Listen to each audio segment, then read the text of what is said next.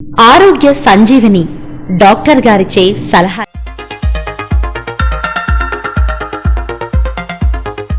నమస్తే, welcome to our program one TV health.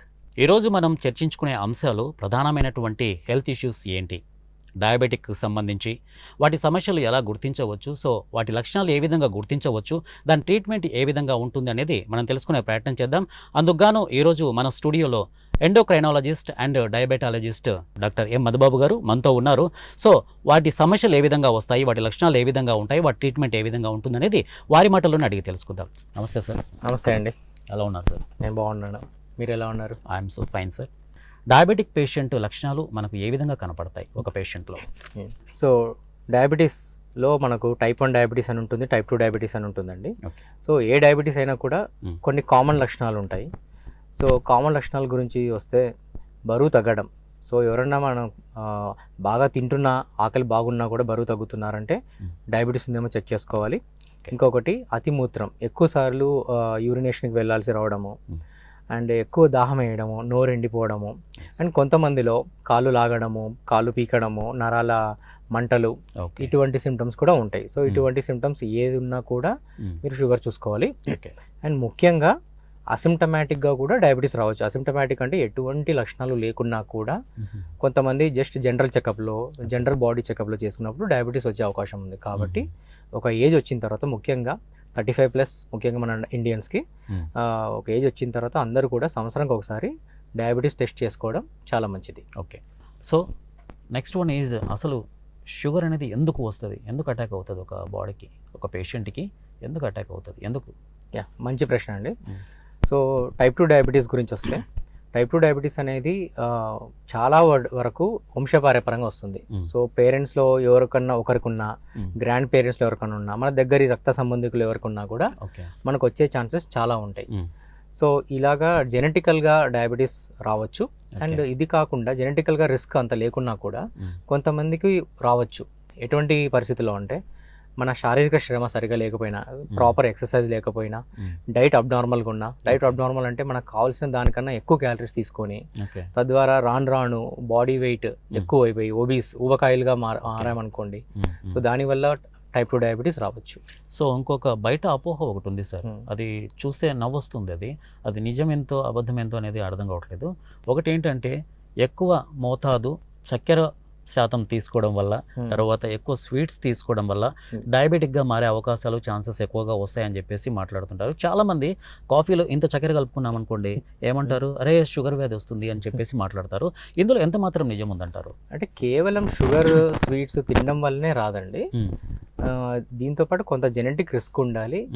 మనం తీసుకున్న క్యాలరీస్ ప్రాపర్గా ఖర్చు చేయకపోవడం ఇంకొక రిస్క్. కేవలం షుగర్ తీసుకోవడం వల్ల రాదు. షుగర్ అండ్ స్వీట్స్ తోడ్పడతాయి, మీకు డయాబెటీస్ త్వరగా రావడానికి తోడ్పడతాయి. నథింగ్ బట్ ఇప్పుడు షుగర్ స్వీట్స్లో హై క్యాలరీస్ అవి. ఇప్పుడు మీకు ఒక 2 చపాతీస్ ఎంత అయితే క్యాలరీస్ ఇస్తాయో, ఒక పించ్ ఆఫ్ లైక్ ఒక టేబుల్ స్పూన్ ఆఫ్ షుగర్ అంతే క్యాలరీస్ ఇస్తాయి. అండ్ ఒక్కసారిగా షుగర్ రైజ్ అయ్యే అవకాశాలు ఎక్కువ ఉంటాయి. బ్లడ్ షుగర్ తీసుకోవడం వల్ల ఒక్కసారిగా మీ బ్లడ్ గ్లూకోజ్ సడన్గా పెరిగే అవకాశాలు ఉన్నాయి. సో వీటి దృష్ట్యా క్యాలరీ ఇంటేక్ అనేది పెరుగుతుంది. కాబట్టి ఈ షుగర్ స్వీట్స్ని మనం కొంచెం జాగ్రత్తగా ఉండమని చెప్తాం, అంతేగాని కేవలం అవే రీజన్స్ కాదు. సో షుగర్ వ్యాధికి వచ్చిన తర్వాత, షుగర్ వ్యాధి లక్షణాలు కనపడిన తర్వాత ఆ పేషెంట్స్కి ఎటువంటి డైట్ మెయింటైన్ చేస్తే వాళ్ళు లైఫ్ లాంగ్ వాళ్ళు ఉంటారు అనేది? సో షుగర్ ట్రీట్మెంట్లో నన్ను అడిగితే 90% డైటే ఉందండి. ఓకే. కేవలం డైట్తోనే షుగర్ని అదుపులో పెట్టుకున్న పేషెంట్స్ మేము ఎంతోమందిని చూస్తున్నాం. ఈవెన్ గత 5 నుంచి 7 ఏళ్ళుగా కూడా కొంతమంది షుగర్ డయాగ్నోజ్ అయిన తర్వాత 5 to 10 years వరకు కూడా కేవలం డైట్తో మెయింటైన్ చేసిన వాళ్ళు చాలామంది ఉన్నారు. అయితే ఈ డైట్ ఎటువంటి డైట్ తీసుకోవాలనేది ఒక పెద్ద $1 million ప్రశ్న అండి. ఇప్పుడు అందరికీ అదే డౌట్. కొంతమంది ఏమో కొన్ని తినమంటున్నారు, కొంత అవి తినొద్దు అంటున్నారు. కొన్ని రకాల కొత్త డైట్స్ వస్తున్నాయి, కీటో డైట్స్ అని చెప్పి, అంటే ఓన్లీ కొబ్బరి నూనె, నాన్ వెజ్ ఇట్లాంటివి తీసుకోండి అని చెప్పి ఈ విధంగా కొంత ట్రెండింగ్ అవుతుంది. సో ఇప్పుడు జనరలీ యాక్సెప్టెడ్ డైట్ నేను చెప్తాను. సో ఓవరాల్గా మీరు తినే కార్బోహైడ్రేట్స్ తగ్గించుకోవాలండి. కార్బోహైడ్రేట్స్ తగ్గించుకుంటే మీ ఓవరాల్ క్యాలరీ ఇంటేక్ కూడా తగ్గుతుంది. సో కార్బోహైడ్రేట్స్ యూజువల్గా మీరు 50 to 60% దాకా తీసుకోవచ్చు. And more than the quantity, quality is more important అండి. సో క్వాలిటీ అంటే ఏంటి, కార్బోహైడ్రేట్స్ గురించి మనం క్వాలిటీ అంటున్నామంటే ఏంటంటే ప్రాసెస్డ్ కార్బోహైడ్రేట్స్ కాకుండా కాంప్లెక్స్ కార్బోహైడ్రేట్ తీసుకోవాలి. So what do I mean by complex అంటే ఫైబర్ ఉండాలి వాటిలో. Like for example white rice ఉంది, మనం బాగా పాలిష్ చేసిన వైట్ రైస్ తీసుకుంటున్నాం, ఎక్కువగా 95% అదే తీసుకుంటున్నాం ఇప్పుడు అందరం. వైట్ రైస్ బదులు బ్రౌన్ రైస్ తీసుకోవచ్చు మీరు. ఓకే, బ్రౌన్ రైస్ వల్ల ఏమవుతుందంటే కొంత ఫైబర్ ఉంటుంది, ఆ పొట్టు ఉంటుంది, ఫైబర్ ఉంటుంది, దానివల్ల మీ షుగర్స్ ఒక్కసారిగా పెరగవు, నిదానంగా పెరిగే అవకాశాలు ఉంటాయి. అదొకటి. ఇంకొకటి ఇంకా ఫైబర్ ఉన్న కార్బోహైడ్రేట్స్ ఏమంటే జొన్నలు, గోధుమలు, ఓట్స్, క్వినోవా అని వస్తుంది ఇప్పుడు, క్వినోవా కానీ రాగులు, అన్నిటికన్నా ముఖ్యంగా ఇప్పుడు ఈ మధ్య మిల్లెట్స్ అని కూడా చాలా మంది తీసుకుంటున్నారు. మిల్లెట్స్ అంటే కొర్రలు, అరికలు, సామెలు, వీటిలో కూడా తగినంత ఫైబర్ ఉంటుంది. ఇవి కూడా మితంగా తీసుకున్నామంటే డయాబెటీస్ పరంగా చాలా మేలు. అండ్ ఈ కార్బోహైడ్రేట్ ఇంటేక్ బాగా తగ్గించి మనము ఈ వెజిటేబుల్స్ అనేవి చాలా ఎక్కువ తీసుకోవాలి. మామూలుగా మనం ఏం చేస్తాము, ఒక 2 కప్పులు రైస్ తీసుకుంటే 1 కప్పు వెజిటేబుల్స్ తీసుకుంటాం. యాక్చువల్ రివర్స్ ఉండాలి. 1 కప్పు రైస్ తీసుకుంటే 2 కప్పుల వెజిటేబుల్స్ కానీ మధ్య మధ్యలో ఏదన్నా క్యాలరీ తక్కువ ఉన్న ఫ్రూట్స్ తీసుకోవడం చాలా మంచిది. సో ఈ విధంగా కార్బోహైడ్రేట్స్లో కాంప్లెక్స్ కార్బోహైడ్రేట్స్ నేను చెప్పిన అటువంటి గ్రెయిన్స్ తీసుకోవాలి. ఇంకా తర్వాత ఇందాక మీరు మాట్లాడారు వెజిటబుల్స్కు సంబంధించి, తర్వాత ఈ ఫ్రూట్స్కు సంబంధించి. అంటే ఈ డయాబెటిక్ పేషెంట్స్కి ఎటువంటి ఫ్రూట్స్, ఎటువంటి వెజిటబుల్స్ తీసుకుంటే బెటర్ అంటారు? వెజిటేబుల్స్ అండ్ ఆకుకూరల్లో అన్ని రకాలు తీసుకోవచ్చండి. ఒక్క బంగాళదుంపతో కొంత జాగ్రత్తగా ఉండాలి. బీట్రూట్, బంగాళదుంప, ఏవైతే దుంప వెరైటీస్ ఉన్నాయో వాటిలో క్యాలరీస్ ఎక్కువ ఉంటాయి కాబట్టి కొంచెం అవి తగ్గించుకోండి. అవి కాకుండా మిగతా అన్ని రకాల కూరగాయలు, అన్ని రకాల ఆకుకూరలు ఎక్కువగా తీసుకోవాలి. ఇంకా ఏం చెప్తామంటే వాటితోనే సగం కడుపు నింపేయండి అని చెప్తాం. సో దట్ మీరు మిగతా కార్బోహైడ్రేట్స్ తక్కువ తీసుకుంటారు. సో అదొకటి.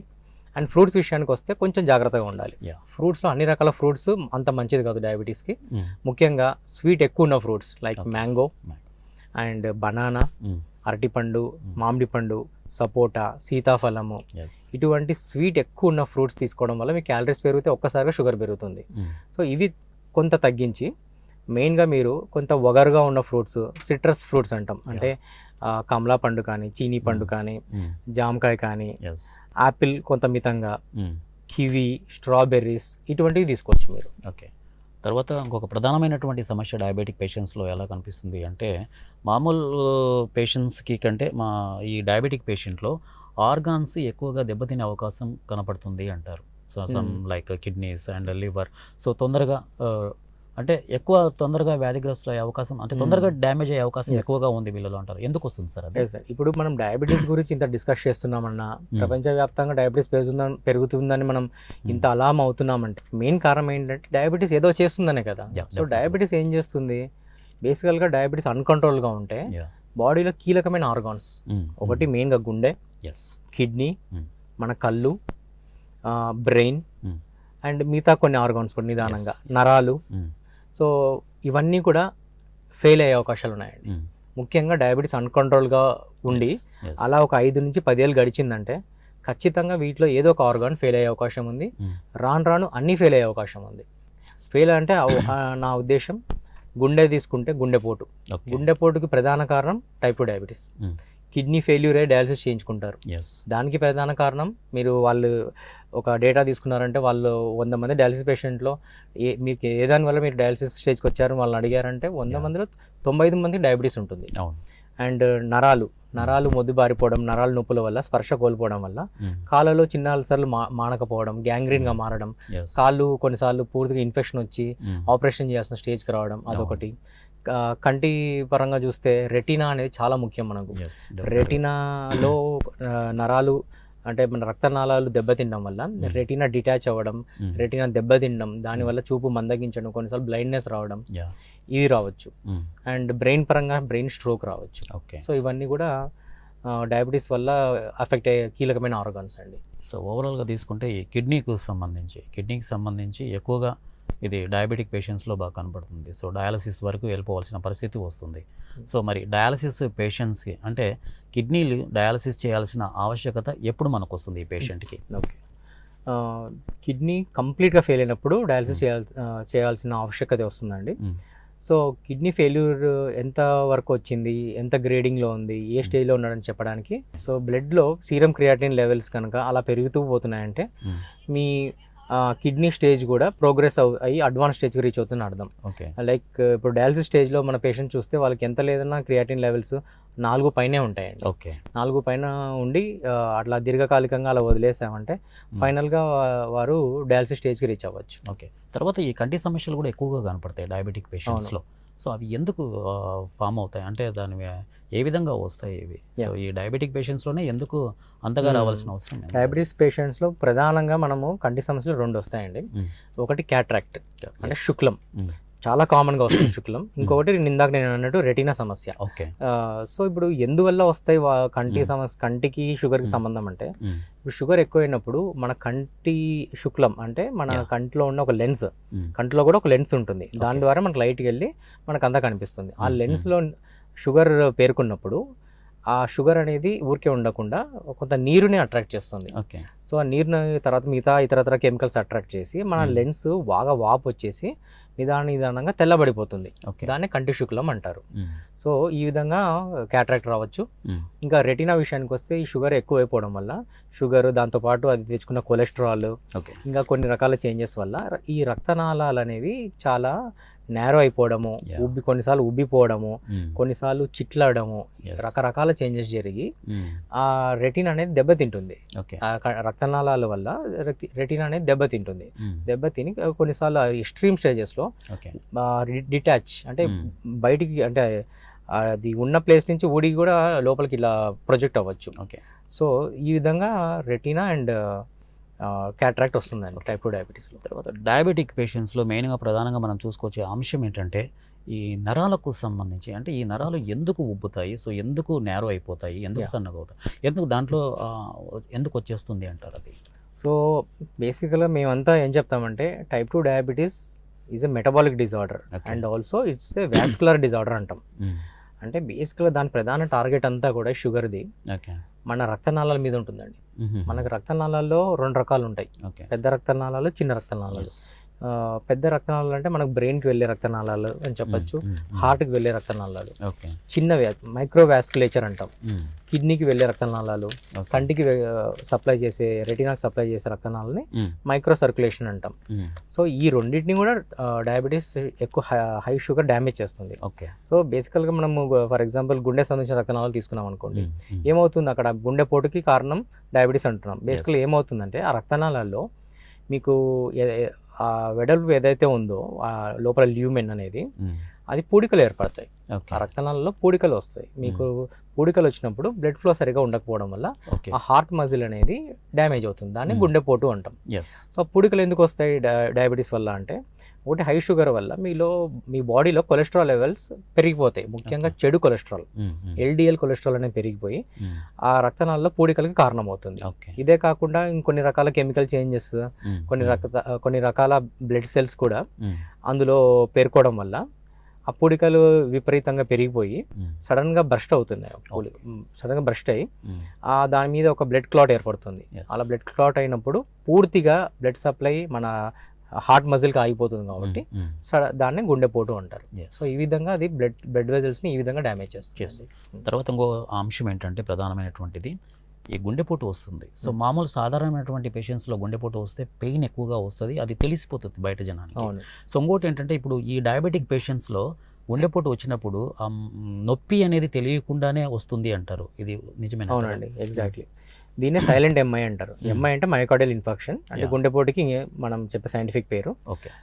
సో సైలెంట్ ఎంఐస్ వస్తాయి, వాళ్ళకి ఎటువంటి లక్షణాలు ఉండవు. ఇది ఎందుకంటే, సో మీకు గుండెపోటుని మీరు పర్సీవ్ చేయాలంటే కొన్ని రకాల నర్వ్స్ కావాలి మీకు, వాటిని ఆటోనామిక్ నర్వ్స్ అంటారు.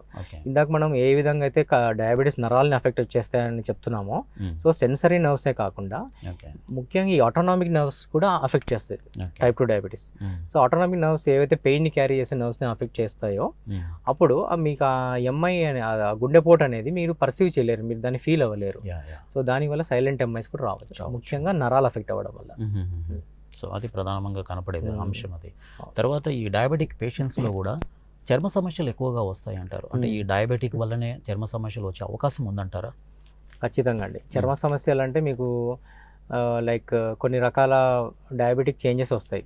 లైక్ మీకు చాలామంది డయాబెటీస్ పేషెంట్స్లో వాళ్ళ కాళ్ళు చూసామంటే కొన్ని వైట్ స్పాట్స్ ఉంటాయి. చాలామంది దాన్ని బొల్లి అనుకోవడము, ఇదేదో విటిలిగో అనుకొని భయపడడం జరుగుతుంటుంది. బట్ దాన్ని డయాబెటిక్ డర్మోపతి అంటారు, డయాబెటిక్ డర్మోపతి అంటారు. సో అక్కడ ఏమవుతుందంటే చిన్న చిన్న వైట్ స్పాట్స్ వస్తుంటాయి. అవి మోస్ట్లీ ఏం బినైన్ అండి, అవి మోస్ట్లీ దానికి మనం భయపడాల్సిన అవసరం లేదు. అంతేకాకుండా సెల్యులైటిస్ అంటారు. సెల్యులైటిస్ అంటే స్కిన్ కింద వచ్చే ఇన్ఫెక్షన్. సో అండ్ స్కిన్లో కూడా కొన్ని ఇన్ఫెక్షన్స్ వస్తుంటాయి. బాయిల్స్ అంటే మనకు సెగ్గడ్డలు కానీ అట్లా కొన్ని రకాల స్కిన్లో ఇన్ఫెక్షన్స్ రావచ్చు, ఫాలిక్యులైటిస్ రావచ్చు. సో ఇటువంటి స్కిన్ చేంజెస్ రావచ్చు అండి డయాబెటీస్లో. అండ్ ముఖ్యంగా డయాబెటీస్ని డయాగ్నోస్ చేయడానికి తోడ్పడే ఇంకొక అతి ముఖ్యమైన స్కిన్ సైన్ ఉందండి. దాని పేరు అకాంతోసిస్ అంటారు. Acanthosis nigricans. ఇప్పుడు చాలా మంది ఊబకాయల్లో కానీ కొంతమంది middle aged and above even చిన్న పిల్లల్లో కూడా మీరు వారి మెడ వెనకాల భాగం చూసారంటే చాలా డార్క్ గా బ్లాక్ గా లైన్స్ ఉంటుంది, గరుకుగా. ఎగ్జాక్ట్లీ గరుకుగా. చాలా మంది ఏమనుకుంటారంటే ఇది స్కిన్ కండిషన్ అనుకొని డెర్మటాలజిస్ట్, కాస్మెటాలజిస్ట్ దగ్గరికి వెళ్ళి ప్యాక్స్ పెట్టించుకోవడం అది ఇది చేయించుకుంటారు. అది కాదు, వాళ్ళు ఫస్ట్ చేయాల్సింది వాళ్ళ కొలెస్ట్రాల్ లెవెల్స్ అండ్ వాళ్ళ షుగర్ లెవెల్స్ చూసుకోవాలి. So they are more at risk for diabetes and cholesterol problems. So ఈ డయాబెటీస్లో ఇది ఉంటుందండి. సో అది ఉందంటే డెఫినెట్గా వారు చాలా జాగ్రత్త పడాలి. దాన్ని అకాంతోసిస్ అంటారు దాన్ని. సో డయాబెటిక్ని పూర్తిగా నియంత్రించవచ్చా ఇన్ ఫ్యూచర్లో, చేయొచ్చు అంటారా? అంటే డయాబెటీస్ రాకుండా చేయొచ్చు అంటున్నారా? ఒక పర్సన్ డయాబెటిక్ వచ్చిన తర్వాత దాన్ని ప్యూర్గా అంటే ప్యూరిఫై చేయొచ్చా, అంటే నియంత్రించవచ్చా దీన్ని? డెఫినెట్గా అండి. దాన్ని టైప్ 2 డయాబెటీస్ రివర్సల్ అంటారు. ఇప్పుడు మీ ఆన్లైన్లో చాలా చూస్తే టైప్ 2 డయాబెటీస్ రివర్సల్ ప్రోగ్రామ్స్ చాలా విరివిగా ఉన్నాయి. సో ఈ రివర్సల్ ఎలా చేయొచ్చో మనం చూద్దాం. బేసికల్గా టైప్ 2 డయాబెటీస్ ఎందుకు వస్తుంది? వంశపారపర్యంగా కొంత ప్రీడిస్పోజిషన్ ఉండడమే కాకుండా మనం ఉండాల్సిన బరువు కన్నా ఎక్కువ ఉండడం కూడా మెయిన్ ప్రధాన కారణం. ఓకే. సో ముఖ్యంగా మన బెల్లీ ఫ్యాట్, మన పొట్ట చుట్టూ పేర్కొన్న కొవ్వు, దాని నుంచి వచ్చే కొన్ని మీడియేటర్స్ వల్ల మన ఇన్సులిన్ ఎంతో కొంత ఉన్న ఇన్సులిన్ ప్రొడక్షన్ని కూడా సరిగా పనిచేయకుండా చేస్తాయి అవి. సో ఈ ఊబకాయం అనేది కూడా ప్రధాన కారణం అని మనం చెప్తున్నాం. కాబట్టి అప్పుడే డయాగ్నోజ్ అయిన టైప్ 2 డయాబెటిక్స్ పేషెంట్స్లో కనుక మనము ప్రాపర్ డైట్, ప్రాపర్ ఎక్సర్సైజ్, ఇందాక మనం అనుకున్న లో క్యాలరీ అండ్ ఫైబర్తో కూడిన డైట్, అలాంటి diet and proper regular exercise, aerobic exercise కానీ కొంత వెయిట్ ట్రైనింగ్ కానీ ప్రాపర్ లైఫ్ స్టైల్ చేంజెస్ కన్సిస్టెంట్గా కనుక వారు చేసి కనీసం 5 నుంచి 10% వారు వెయిట్ లాస్ అయినా కూడా, అంటే ఒక 70 కేజీల వ్యక్తి తను 60 నుంచి 63 కేజీలు వరకు వచ్చినా కూడా వారి వారి డయాబెటీస్ రివర్స్ అయ్యే అవకాశాలు చాలా ఉన్నాయండి. బట్ అది కన్సిస్టెంట్గా చేయాలి, కనీసం ఒక 1 ఇయర్ వరకు చేయాలి. ఇలా చేస్తే మాత్రం డెఫినెట్గా టైప్ 2 డయాబెటీస్, ముఖ్యంగా డయాబెటీస్ డయాగ్నోజ్ అయిన ఇనిషియల్ స్టేజెస్లో రివర్స్ అయ్యే అవకాశాలు చాలా ఉన్నాయి. సో ఇంకొక ప్రధానమైనటువంటి అంశం ఏంటంటే డయాబెటిక్ పేషెంట్స్లో ఇప్పుడు ఇన్సులిన్ తీసుకునేది, అంటే ఏ స్టేజ్లో డయాబెటిక్ పేషెంట్కి ఇన్సులిన్ అవసరం పడుతుంది? ఓకే. సో ఇప్పుడు మనం అనుకున్నట్టు టైప్ 1 డయాబెటీస్, టైప్ 2 డయాబెటీస్ ఉన్నాయండి. టైప్ 1 డయాబెటీస్ వారికి వేరే ఆప్షన్ లేదు, ఎందుకంటే వారికి ఇన్సులిన్ ప్రొడక్షన్ ఆల్మోస్ట్ నిల్ అండి. అసలు ఇన్సులిన్ ప్రొడక్షన్ అనేది ఉండదు కాబట్టి వారు ఇన్సులిన్ మీద డిపెండ్ అవ్వాల్సిన పరిస్థితి. పొరపాటున ఎవరికన్నా కూడా టైప్ 1 డయాబెటీస్ పేషెంట్స్కి మేము డైట్తో ట్రీట్ చేస్తాము, ఆ మ్యాజికల్ రెమెడీస్ ఉన్నాయి, ఇవి హెర్బల్ మెడిసిన్స్ అని ఎవరన్నా డివైడ్ చేయాలని ట్రై చేసినా కూడా టైప్ 1 డయాబెటీస్ పేరెంట్స్కి చెప్తున్నాను నేను, పొరపాటున కూడా నమ్మద్దండి. ఈ టైప్ 1 డయాబెటీస్ పేషెంట్స్కి ఏమవుతుందంటే ఆ పిల్లలకి ఒక పూట ఇన్సులిన్ తీసుకోకపోయినా కూడా వాళ్ళు ఎమర్జెన్సీలో ల్యాండ్ అయ్యే అవకాశం ఉంటుంది. సో అటువంటి కాస్ట్లీ మిస్టేక్స్ చేయొద్దండి. అండ్ వారు టైప్ 1 డయాబెటిక్స్ డెఫినెట్గా ఇన్సులిన్ మీద డిపెండ్ అవ్వాల్సిన పరిస్థితి. అండ్ టైప్ 2 డయాబెటీస్ విషయానికి వస్తే ఇనిషియల్ స్టేజ్లో మనం అనుకున్నట్టు డైట్తోనే చేయొచ్చు. కొంచెం డైట్ కనుక ఫెయిల్ అవుతే కొన్ని రకాల మందుల టాబ్లెట్స్ హెల్ప్ తీసుకోవచ్చు. 1 టాబ్లెట్, 2 టాబ్లెట్స్, 3 టాబ్లెట్స్, అలా టాబ్లెట్స్ ఫెయిల్ అయ్యాయి అనుకోండి, 3 టాబ్లెట్స్ తర్వాత కూడా వారి షుగర్స్ ప్రాపర్గా కంట్రోల్ లేవనుకుంటే అప్పుడు మనం ఇన్సులిన్ హెల్ప్ తీసుకోవచ్చండి. తర్వాత ఇంకో ప్రధానమైనటువంటి సమస్య ఏంటంటే డయాబెటిక్ పేషెంట్స్లో బీపీ అనేది వస్తూ ఉంటుంది. బీపీ అనేది నార్మల్గా వస్తుంటుంది. ఈ బీపీ వల్ల ఈ డయాబెటిక్ పేషెంట్స్లో ఏవైనా ఇంకా ఎక్కువ సమస్యలు వచ్చే అవకాశం ఉందంటారా? అంటే ప్రాణాంతకంగా, అంటే ప్రాణం పోయేంత సమస్యలు ఏమన్నా వచ్చే అవకాశం ఉందంటారా బీపీ? డెఫినెట్గా అండి. ఇప్పుడు డయాబెటీస్ మనం ఎంత రిస్క్ అని చెప్తున్నామో దానికన్నా ఎక్కువ డేంజర్స్ బీపీ. ఎందుకంటే బీపీ వల్ల పక్షవాతం వచ్చే అవకాశాలు ఉన్నాయి, గుండె Mm. జబ్బులు వచ్చే అవకాశం ఉన్నాయి, Mm. కిడ్నీ ఫెయిల్యూర్ వచ్చే అవకాశాలు Yes, ఉన్నాయి. So yes. ఏవైతే మనము డయాబెటీస్ వల్ల వచ్చే అఫెక్ట్ అయ్యే ఆర్గాన్స్ ఉన్నాయో Mm. అన్నీ కూడా బీపీ వల్ల అఫెక్ట్ అవ్వచ్చు. Yeah. But at the same time కంట్రోల్లో పెట్టుకుంటే Mm. చక్కగా ఈ ఆర్గాన్స్ అన్నిటిని కాపాడుకోవచ్చు మనం. సో అది మెయిన్. Mm. సో ఇంకా ఈ డయాబెటిక్కి సంబంధించి ఈ సమస్యలే కాకుండా మీ ద్వారా ఇంకా అంటే ఇంకా ఎటువంటి సమస్యలైనా వచ్చే అవకాశాలు ఉన్నాయంటారా? This is last one.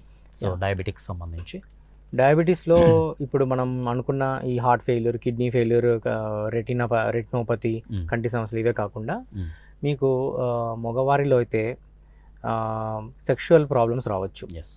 Sexual problems అంటే బేసికల్గా ఒక వయసు వచ్చిన తర్వాత సెక్షువల్ యాక్టివిటీస్ కోసం కానీ కొంచెం మస్కులర్ ఇది ఉండాలన్నా అన్నిటికీ కారణం టెస్టోస్టిరాన్ అనే ఒక హార్మోన్. ఓకే. ఈ టెస్టోస్టిరాన్ అనే హార్మోన్ లోపం కనుక వచ్చిందంటే అటు సెక్షువల్ యాక్టివిటీ పరంగా ఇబ్బంది వస్తుంది, ఎరక్షన్ డిఫికల్ట్ వస్తాయి. ఎరక్షన్ అంటే అంగస్తంభన సమస్యలు రావచ్చు, అండ్ సంతానలేమి కూడా రావచ్చు. వీటన్నిటికీ ప్రధాన కారణం టైప్ 2 డయాబెటీస్. ఓకే. ముఖ్యంగా అన్కంట్రోల్డ్గా ఉంటాయి, అంటే కంట్రోల్ సరిగా లేకపోయింది అనుకోండి. కంట్రోల్ అంటే ఏంటి?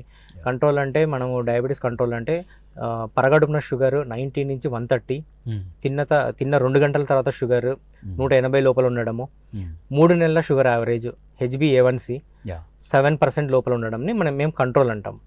సో ఈ కంట్రోల్ గతి తప్పి షుగర్ దీర్ఘకాలికంగా ఉందనుకోండి, ఈవెన్ ఈ సెక్షువల్ కంప్లైంట్స్ కూడా చాలా కామన్గా చూస్తుంటాం.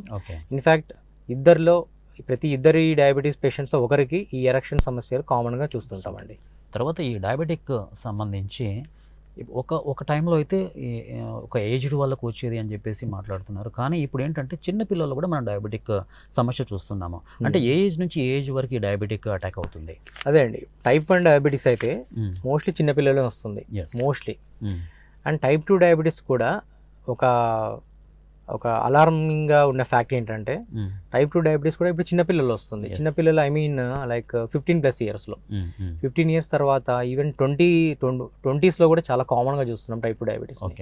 సో ఇది ఎందుకు వస్తుందని మనం చూసుకుంటే, ఒకటి జెనెటిక్ ఫ్యాక్టర్స్ పక్కన పెడితే, శారీరక శ్రమ లేకపోవడం, ఈ గ్యాడ్జెట్స్ ఎక్కువైపోవడం, యూట్యూబ్ అండ్ ఈ స్క్రీన్ అడిక్షన్ ఇవన్నీ ఎక్కువైపోవడము, సో ఎక్సర్సైజ్ తగ్గిపోవడము, ముఖ్యంగా ఈ జంక్ ఫుడ్ ఎక్కువ తినడం, కానీ పిల్లలు అవుట్ సైడ్ ఫుడ్స్ ఎక్కువ అలవాటు పడ్డము, ఈ షుగరీ సబ్స్టెన్సెస్ ఎక్కువ అలవాటు పడ్డము, క్యాలరీస్ ఎక్కువ తీసుకోవడము, బయట హోటళ్లలో రెస్టారెంట్లలో తినడం ఎక్కువ అవ్వడం ఈ మధ్య కాలంలో చూస్తే. సో కేవలం ఈ food and exercise related factors వల్ల చాలా చిన్న వయసులోనే మనం టైప్ 2 డయాబెటీస్ని చూస్తున్నామండి. ఓకే. అలాగే లాస్ట్ వన్ సార్, ఇది డయాబెటిక్ పేషెంట్స్లో క్వశ్చన్. డయాబెటిక్ పేషెంట్స్ ఉన్న వాళ్ళలో ఈ పారాలసిస్ వచ్చే అవకాశం ఎక్కువగా ఉందంటారా? ఉందండి, ఎందుకంటే మనం ఇందాక మాట్లాడుకున్నట్టు పెద్ద రక్తనాళాలు, మనం బ్రెయిన్ సప్లై చేసే రక్తనాళాల్లో కూడా పూడికలు రావచ్చు. ఎలాగైతే హార్ట్ వెళ్ళే రక్తనాళాల్లో పూడికలు వస్తాయో, సేమ్ అవే అటువంటి రక్తనాళాలే మనం బ్రెయిన్లో కూడా సర్క్యులేట్ అవుతుంటాయి. ఆ రక్తనాళాల్లో డయాబెటీస్ వల్ల కొలెస్ట్రాల్ పేరుకోవడము, ఇతరత్ర హార్మ్ఫుల్ సబ్స్టెన్సెస్ పేరుకోవడం వల్ల గ్రాడ్యువల్గా అవి బ్లాక్ అయిపోయి సడన్గా రప్చర్ అవ్వడం వల్ల మీకు అక్కడ బ్లడ్ క్లాట్ ఏర్పడి ఆ ఫలానా బ్రెయిన్ రీజన్ మీకు డ్యామేజ్ అయ్యే అవకాశం ఉంటుంది. అదే మనకు పెరాలసిస్ రూపంలో బయటపడుతుంది. సో డయాబెటీస్ కనుక కంట్రోల్లో పెట్టుకోకపోవడం వల్ల అండ్ కొలెస్ట్రాల్ దానికి తోడవడం వల్ల పెరాలసిస్ అటాక్స్ వచ్చే అవకాశాలు చాలా ఉన్నాయండి. సో ఆల్మోస్ట్ బ్రెయిన్ స్ట్రోక్ కూడా వచ్చే అవకాశం. అదే పెరాలసిస్ బ్రెయిన్ స్ట్రోక్ సేమ్ మన హార్ట్ అటాక్స్ ఎలా వస్తాయో బ్రెయిన్ స్ట్రోక్స్ కూడా కామన్ కాజ్ వచ్చేసి టైప్ 2 డయాబెటీస్. సో డయాబెటిక్ సంబంధించి ఎన్ని సమస్యలు వస్తాయి, వాటి నివారణోపాయాలు ఏంటి అనేది మనం క్షుణ్ణంగా మధుబాబు గారిని అడిగి తెలుసుకున్నాము. సో ఈ ప్రధానమైన విభాగానికి అన్ని సమస్యలకు సంబంధించి చాలా చక్కగా సమాధానాలు చెప్పారు. Thank you sir, thank you so much. మీ విలువైన సమయాన్ని మా ఛానల్కు కేటాయించినందుకు మరొకసారి మా ఛానల్ తరపు నుంచి ధన్యవాదాలు తెలుపుకుంటున్నాను. థ్యాంక్ యూ అండి, ధన్యవాదాలు అందరికీ. డయాబెటిక్ సంబంధించి ఎటువంటి సమస్యలు వస్తాయి, సో వాటి ట్రీట్మెంట్ ఏ విధంగా ఉంది అనేది డాక్టర్ మధుబాబు గారు చక్కగా వివరించారు. సో ఇది ఇవాల్టి 1TV హెల్త్.